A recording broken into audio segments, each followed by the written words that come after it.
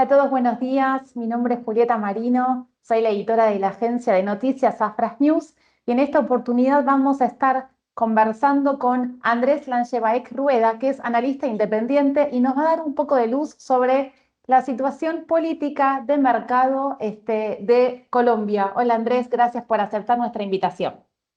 Julieta, no, muy agradecido por esta invitación y espero que sea de mucha utilidad para todos los televidentes. Bueno, Andrés, tenemos el próximo domingo lo que se espera que sea al menos el primer turno, posible turno, ¿no? Electoral de los comicios presidenciales de Colombia con de la posta de todos los candidatos, tres perfiles y si se quiere dos bien distintos. El candidato de izquierda Iván Cepeda y un outsider que por lo que comprendemos es un empresario, abogado que tiene ciertas similitudes con lo que fue el fenómeno de Milei en Argentina, que es Abelardo de la Espriella, y luego una tercera opción que es Paloma Valencia.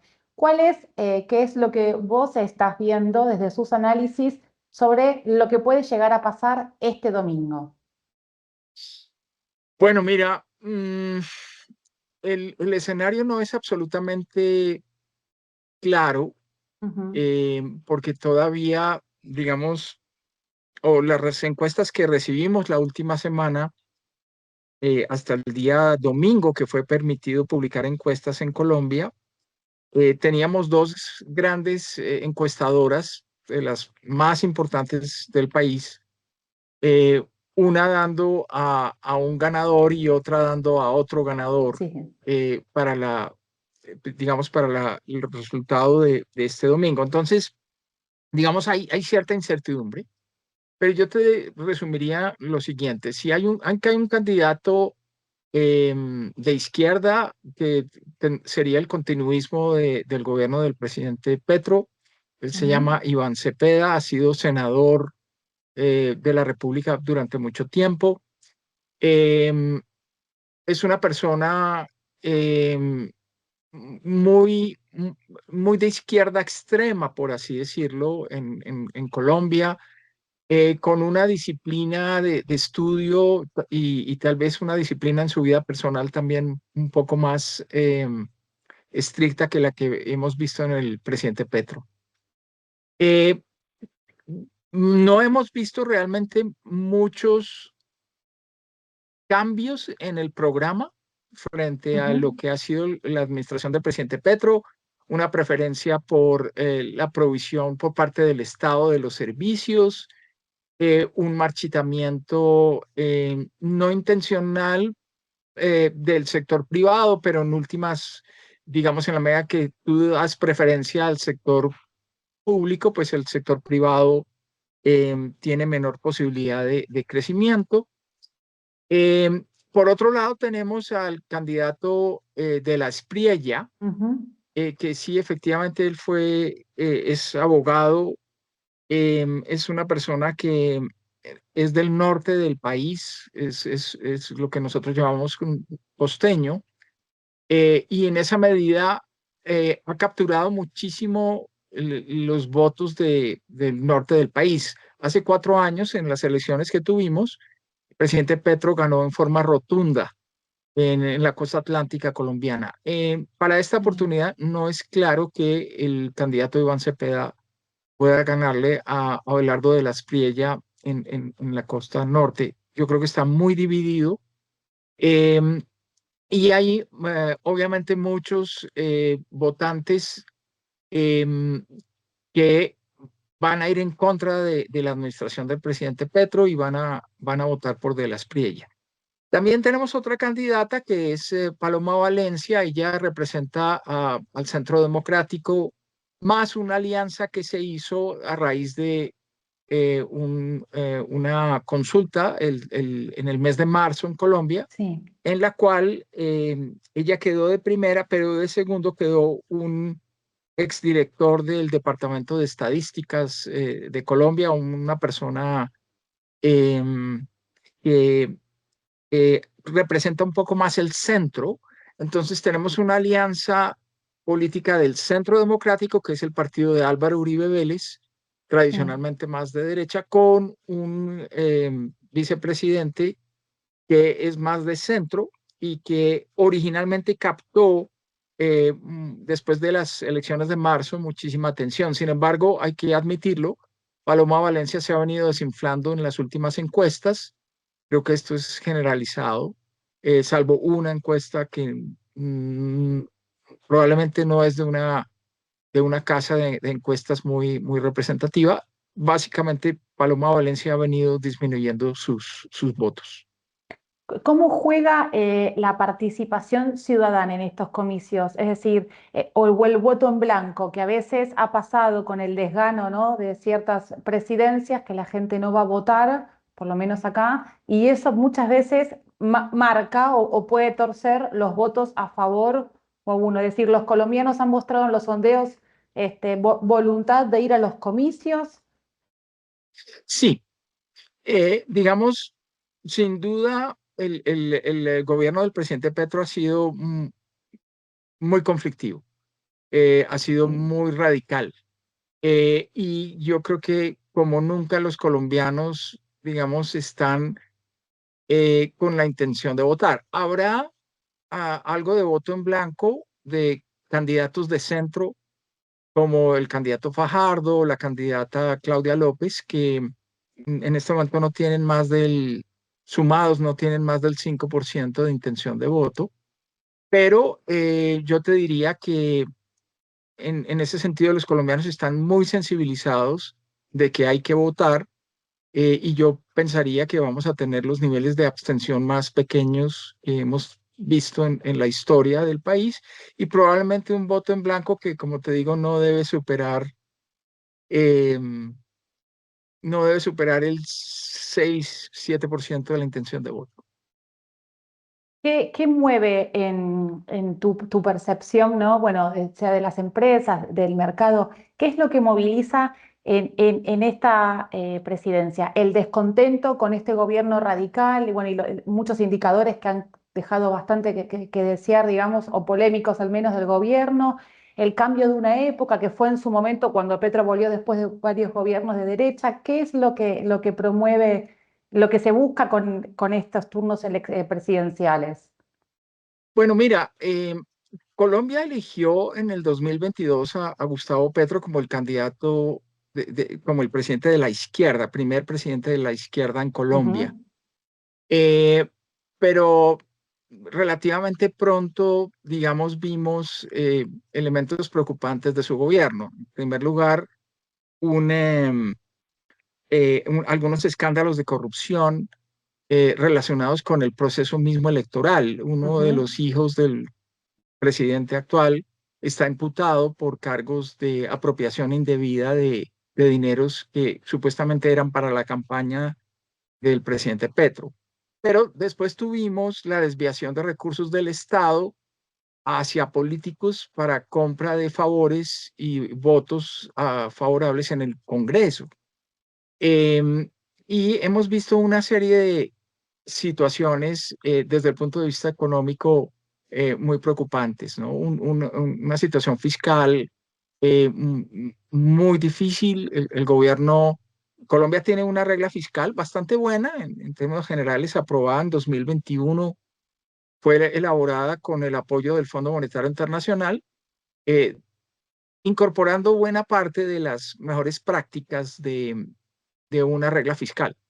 Ujú, Pero el gobierno decidió a mediados del año pasado abandonar la regla fiscal, y aumentar el gasto público. El año pasado, medido por cuentas nacionales, el gasto público creció un poco más del 7% real, cuando el crecimiento real promedio ha sido del 4,6% históricamente hablando. Entonces, el gobierno em, ha querido, a través del gasto público, capturar más votos para estas elecciones. Eso no, creo que no tiene la menor duda. Pero ha habido un desencanto de algunos miembros de la izquierda con el gobierno Petro por estos escándalos de corrupción, y precisamente por esta falta de ortodoxia en el manejo económico. Em, entonces, pues vemos alguna izquierda desalentada, decepcionada, Eh, También estamos viendo a un sector empresarial que ha sido muy afectado en los últimos años a través de mayores impuestos em, para los empresarios, a través de mayores contribuciones, a través de un lenguaje incómodo, ¿no? Porque el presidente muchas veces sale a criticar a empresas con nombre propio en Sí, público. Entonces, eh, es un sector cuyas utilidades no han sido tan grandes en los últimos años y que tiene, digamos, un marchitamiento lento, pero notable. Tal vez el impacto más serio que hemos tenido fue el incremento del 23% en el salario mínimo para exacto. este año. Colombia tuvo una inflación el año pasado del 5,1%, entonces un aumento del 23% es claramente también asociado con una medida populista por Ujú. parte de los empresarios que ha tenido, digamos, va a tener sobre todo unos costos significativos en términos de generación de empleo. Hasta ahora las cifras no son malas, pero esperamos que los ajustes en el mercado laboral se completen en el segundo semestre del año y tengamos una reducción neta de empleo en Colombia a partir del mes de junio. Entonces, digamos que por ese lado, digamos, hay una oposición grande. El presidente Petro tiene aliados, los sindicatos más grandes, tradicionales del país, excepto tal vez Ecopetrol, la compañía de petróleos del Ujú. Estado. Ustedes saben, la política del presidente fue no conceder nuevos permisos de exploración de Sí. petróleo en Colombia. Y eso pues ha marchitado a Ecopetrol, la empresa de Ujú. petróleos. Y el propio sindicato de Ecopetrol ha estado opuesto a esa política. Pero los sindicatos que tienen que ver con trabajadores del- de, especialmente de los colegios públicos, se llama FECODE, pues han apoyado muchísimo al presidente Petro en esta intención En estas de continuar con el proyecto de izquierda. Ujú. ¿Qué ha pasado? A ver si lo logramos comprender con, se ha hablado mucho estas últimas semanas, ha habido una investigación respecto a la deuda pública y a una emisión, que hoy leí un informe que decía que la emisión de títulos internos, ¿no? Los famosos PES, estaban como Es, en valores históricos. ¿Qué es lo que buscó el gobierno y si están así? ¿Qué pasó con el manejo? Hay una investigación en curso también. ¿Qué pasó con la emisión de estos títulos a la interna del gobierno en este periodo? sí, el endeudamiento, digamos, el endeudamiento público interno de Colombia ha sido récord en este último año frente a los años anteriores. Y es el resultado de haber repudiado la regla fiscal a mediados del año pasado. El gobierno realmente no ha hecho esfuerzos para reducir el déficit. Los hizo en el año 2023, cuando el ministro de Hacienda era el exdirector de la CEPAL, José Antonio Campo. Ujú. Pero Campo salió muy temprano del gobierno y finalmente el resultado que se obtuvo fue casi que la inercia de un ajuste que había iniciado el ministro Campo. Pero realmente yo te diría que no ha habido voluntad política para reducir el déficit. Esperamos un déficit de alrededor del 6,5% para este año, con un nivel de deuda como proporción del PIB en Colombia que puede ser fácilmente del 65% del PIB. Históricamente hablando, nosotros tuvimos una cifra muy parecida en 2020 bajo el COVID, pero en circunstancias muy particulares. La economía estaba cayendo más del 7% y el gasto público se estaba expandiendo para atender una emergencia.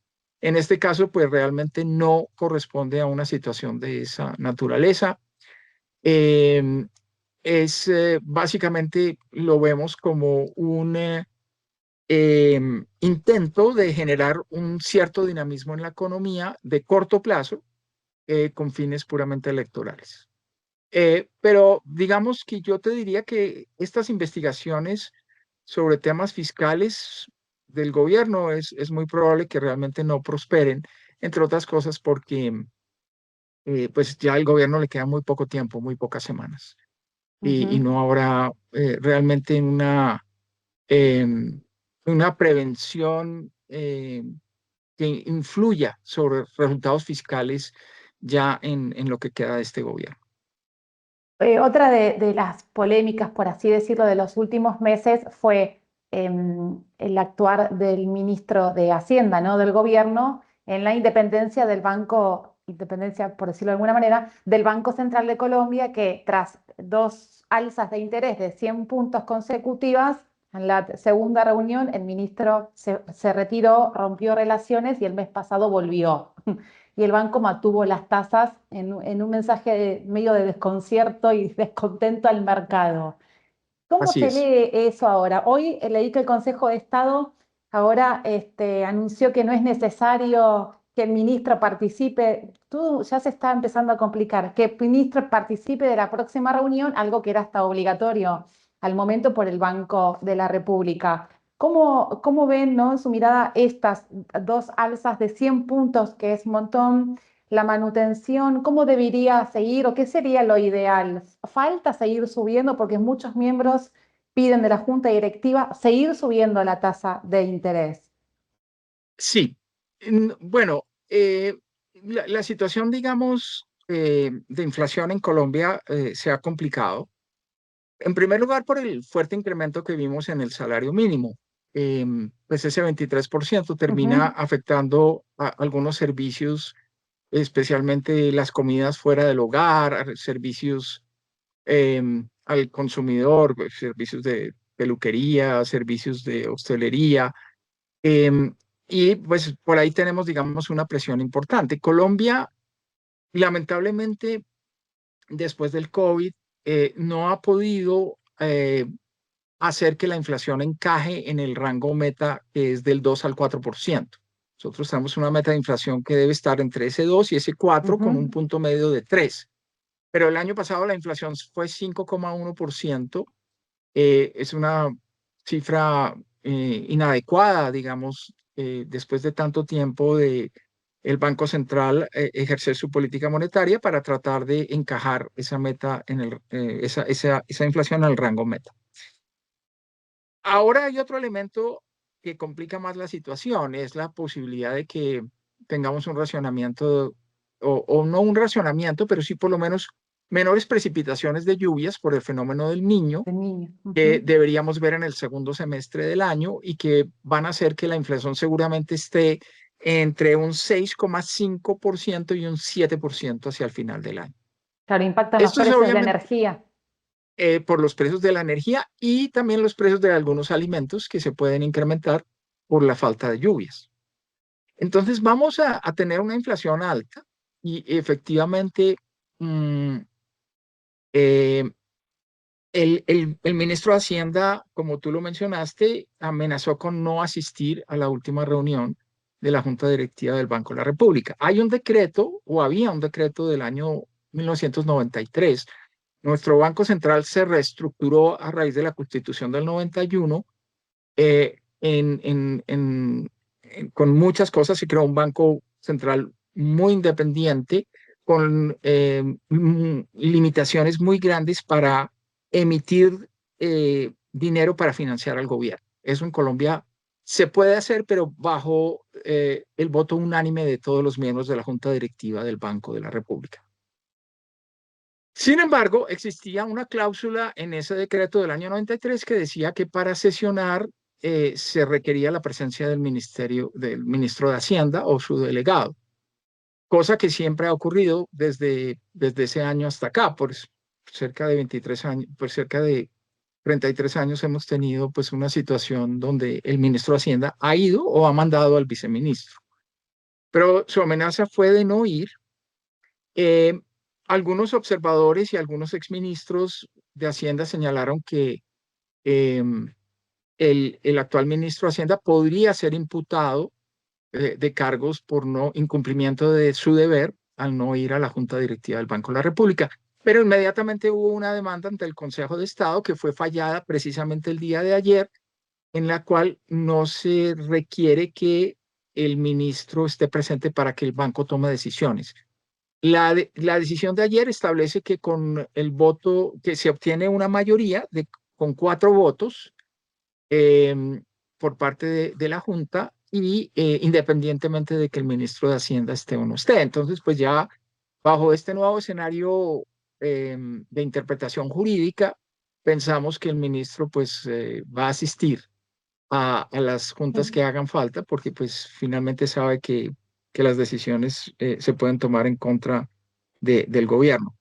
Em, los argumentos del ministro actual para no aumentar tasas son muy extraños, la verdad, porque él sugiere que el incremento de tasas de interés por parte del Banco Central lo que puede terminar haciendo es aumentando más la inflación. Sí. Eso no, históricamente no ha ocurrido. Y muy recientemente, en el año 2022-2023, tuvimos un incremento fuerte de tasas por parte del Banco de la República, que lo que hizo fue moderar en forma significativa la inflación en Colombia. Entonces, los argumentos del ministro realmente son contraevidentes y desde el punto de vista puramente teórico tampoco tienen un sustento muy, muy fuerte. Em, Actualmente la tasa está en 11,25. 11.25, los analistas piensan que la tasa debería estar alrededor del 12, pero tengo que reconocerte, Julieta, que el tema del fenómeno del niño no, no creo que esté muy bien capturado, digamos, en los pronósticos de inflación de los analistas económicos y por lo tanto es posible que la inflación supere el 6,5% que se está proyectando en este momento. Eso por lo que estuve viendo, bueno, hay muchos informes y muchas alertas, esto, ¿no? De la inflación, de los efectos que puede tener el niño y que tal vez la llegada se anticipe. Así que bueno, eso el mercado lo irá priciando y descontando en los próximos meses, el impacto de si está descontado o no sobre el niño. Para usted entonces, el impacto en la inflación debe ser mayor de lo que se espera. Correcto. Yo pensaría que la inflación, eh, digamos, teníamos desde principios de año la duda de cómo hacer las mediciones un poco más precisas de ese fuerte incremento del salario mínimo, porque los efectos secundarios que tiene, por ejemplo, em, el sector de transporte, hemos visto un incremento muy fuerte en tarifas del sector de transporte de carga.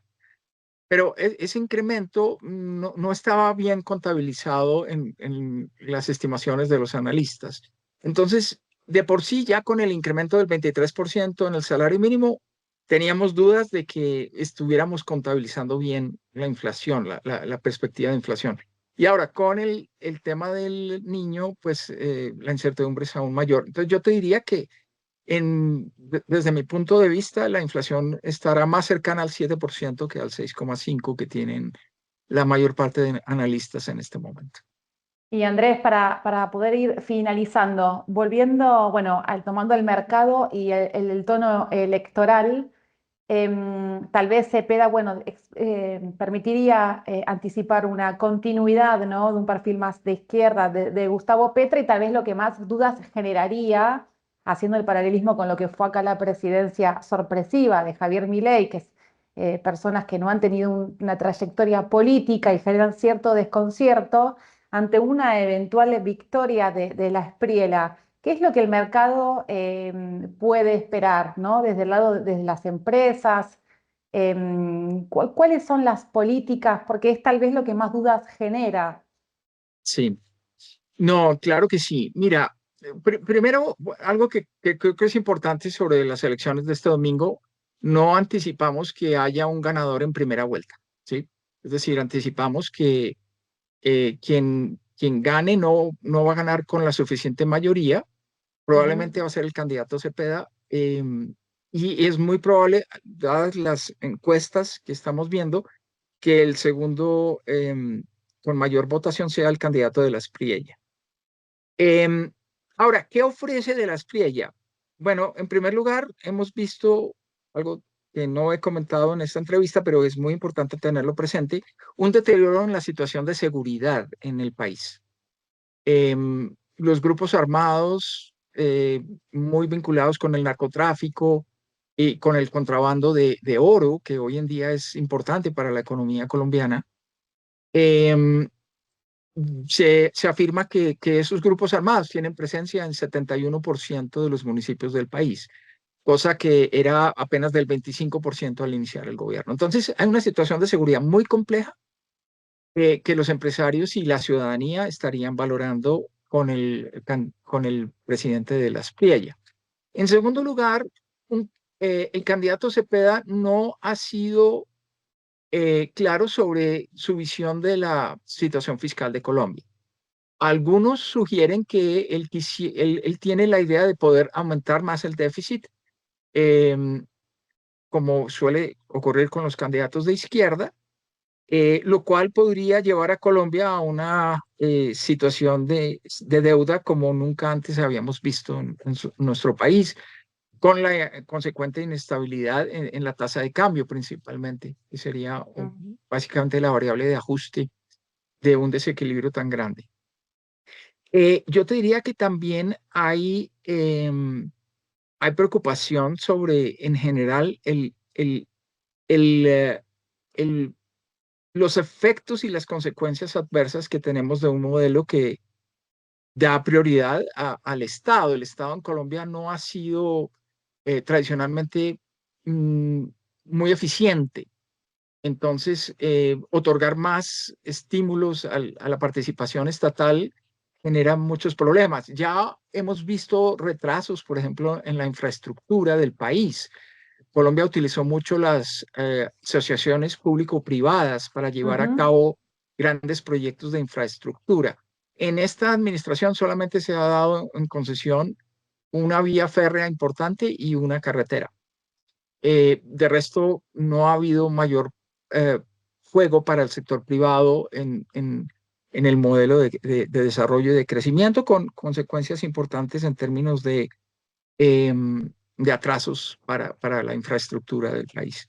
Entonces, sí son muchos los ámbitos, tanto el económico, tanto el de seguridad, que son muy lamentables, y finalmente, pues un sector privado que ha sido duramente castigado en los últimos años.